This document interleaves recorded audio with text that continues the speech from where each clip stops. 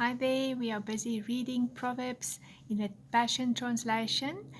I just a few minutes ago I read through chapter 5 and 6, and now I'm going to read chapter 7. It seems to be dealing with very similar topics in these three chapters. I would call it some straight talk from a father to his son. So some of it can be a little bit sensitive, some can be a little bit PG out there, but that is fine. These are things that need to be spoken about. These are things that need to be said. And Solomon here is doing some straight talk. So let's jump straight into it. He starts with wisdom, your true love. Stick close to my instruction, my son, and follow my advice. If you do what I say, you will live well. So there's a promise that it will go well with you. You will live well if you stick to the instructions that God gives you, and if you stick to the wisdom that is available to you. Guard your life with my revelation truth. We've heard these words before, my revelation truth. So it's not just a truth that's spoken, it's a revelation. It actually brings light into your situation. It brings understanding. You actually understand what it is saying to you. For my teaching is as precious as your eyesight. Why would it say eyesight? Because it gives you the ability to see in the dark. It gives you the ability to see the difference between right and wrong. It gives you the ability to see the path. Treasure my instructions and cherish them within your heart.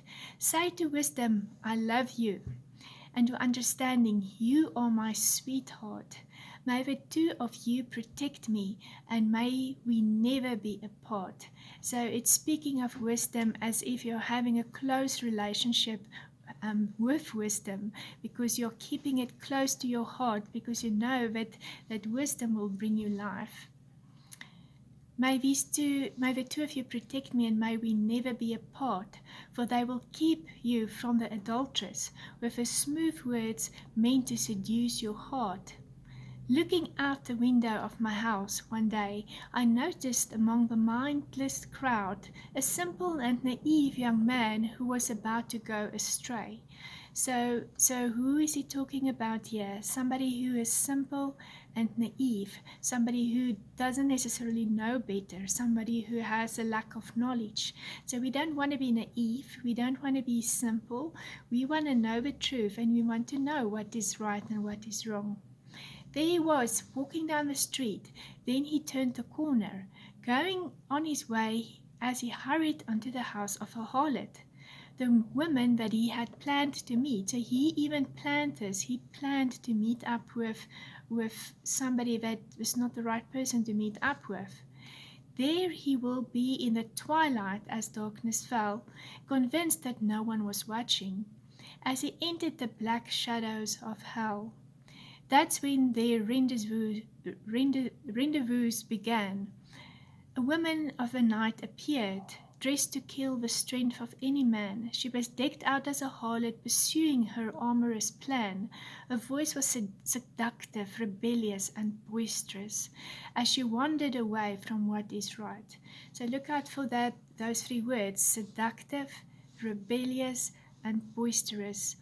If so, young men out there, or even young women, because even though they are using the picture of a woman speaking here, this can just as well be a man being seductive, rebellious, and boisterous.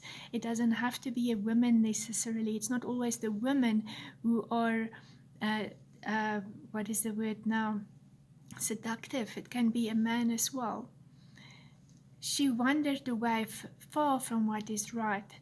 Her type can be found solitizing on the street corners on just about any night.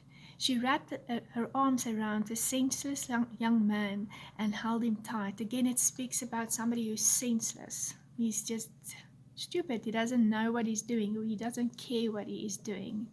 She enticed him with her kisses that at that moment seemed so right, and then with insolence she whispered in his ear, "Come with me, it will be all right." So here again you hear those seducing words, the sweet talk. trying to convince him to do something that's not the right thing to do. I've got everything that we need for a feast, and I will cook you a wonderful dinner. So here I am, I'm all yours. You are the very one that I've looked for, the one I knew I wanted from the moment that I saw you. That's why I've come out here tonight, so I could meet a man just like you. So you can see she's flattering him. Always watch out for flattery. I've spread my canopy bed with coverings, lovely multicolored Egyptian linen spread, and ready for you to lie down. I've sprinkled the sheets with intoxicating perfume made from myrrh, aloes, and sweet cinnamon. So come, let's get comfortable and take pleasure in each other. Let's make love all night. There's no one home, for my husband is away on business. So this is the punchline of the story. This is a married woman. He left home loaded with money to spend, so don't worry, and it's a rich one too, on top of that. He won't be back until the month ends. He was swayed by her sophistication, enticed by her longing embrace. She led him down the wayward path, right into sin and disgrace. Quickly he went astray with no clue where he was truly headed, taken like a dumb ox alongside of the butcher. She was like a venomous snake, coiled to strike, so she set her fangs into him. He's like a man about to be executed with an arrow, right through his heart. Like a bird that flies into the net, unaware of what is about to happen to him. So listen to me, you young men. You better take my words seriously. This is a very serious warning from God. Okay, he's saying here, you better take my words seriously. And this is not just for young men. I would also say this is for young women. Take it up seriously. Control your sexual urges and guard your hearts from lust. Do not let your passions get out of hand, and do not lock your eyes onto a beautiful woman. Here again, we speak about covenant eyes, and if you are not a married person yet, covenant eyes mean your covenant between you and God as well. You keep your eyes on God. If you're a married man, married woman, you have a covenant relationship with that other person, so that is where your eyes and your mind must be and must stay. Don't lock your eyes onto a beautiful woman. Why would you want to even get close to temptation and to seduction? Why would you even want to have an affair with her? She has pierced the souls of multitudes of men. So she's somebody, again, yes, it's a habit. It's a habit of this type of lifestyle, of seduction and sweet talk and flattery. So be careful of that. And again, like I said, it's not just female here, even though we are using a female term, it can be a male as well. Many mighty ones have fallen and have been brought down by her. If you are looking for a road to hell, just go looking for her house. Some very serious words.